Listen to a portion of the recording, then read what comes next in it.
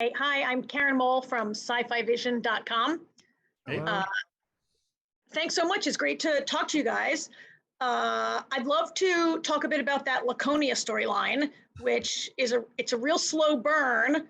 And then by the end of the season, I'm like, wait a minute, that's totally the setup for a new show or for another chapter. Or like, what are they doing? I have to buy that book.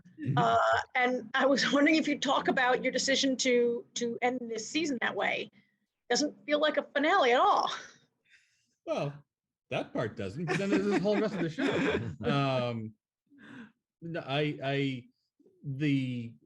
The protomolecule and the Laconians were such a big part of last season and up the whole show up till now, and that that dynamic does play into the conclusion of the main line in a way that it felt really weird to just drop the whole subject. And Naren really liked the idea of pulling the strange dogs novella in, so we did that thing. That's the thing, we did it. And yeah, there are more books after this. We'll see. There are 3 more books. Yeah, I mean, it really was about connecting it to the previous season, because all of those elements were such a big part of season 5. To have dropped them would just have felt really bad, and it was a way to touch those 2 narratives together, because the protomolecule is the motor that makes so much of the Expanse go in terms of the drama. And to not service it at all it just didn't feel right to us to do it. And Strange Dogs was a great way into it. And also, it is weird and fun and odd, right? It's like you don't know where it's going. And so where it goes at the very end is creepy and scary. And yeah, it opens the door, but that's not such a bad thing. Great, thanks. I'd also like to ask you, I'm sure everyone has asked you this question today, but my readers want to know also, who wrote who put those words in Kamina's mouth, unbent, unbowed, unbroken? And are you shouting out to Game of Thrones? No. Oh, Not really. not really. No, because it's the motto of House Martell, right? And it's also a very controversial hour of television. Well, I mean, Game of Thrones didn't make those words up either. I mean, it's been a rallying cry for people before Game of Thrones showed up.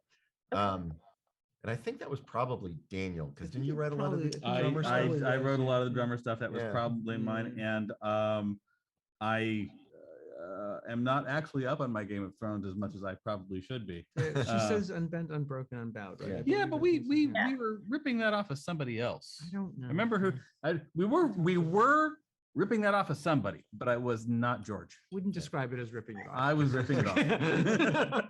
Maybe he ripped it off of you. Or we had kind of a similar source. I mean, sometimes, if he and I read the same thing at some point, it's hard to tell. Well, a fantastic storyline for Kamina this year. I mean, I talked to Kara earlier, and she said, Kamina, she just can't be happy. She just can't win. It's so hard. But you really broke her down before she could win the war, before she could, I guess, play the role that she played. Really, a couple of your female characters really were broken down before the end of the Christian. Also, you took a lot of things away from the female characters to great effect. That's not a criticism. Mhm. No, and Naomi too. I mean, we one of the terrible things in fiction is being a protagonist. Things never go well for you. With Drummer, though, in particular, I think what's really satisfying about her run this season is she doesn't seek these things out. She is not trying to gain power. She's not trying to become, the leader of anything. She's simply trying to survive and do her own thing away from a lot of the other stuff. And where it ends up, I think, is incredibly satisfying and feels very earned. I also think that there is a moment between Avasarala and Drummer later. I'm not going to spoil that moment. And I think that moment can only happen because those 2 characters are at that, have taken those blows and recognize in each other that this is an opportunity to maybe build something new. If they hadn't, I think if they were still the people they were at the beginning of their respective stories, they would never have had that moment together. Yeah. Great. Well, congratulations on a fantastic season, and thank you very much for your time today. Thank you. you. Bye-bye. Bye.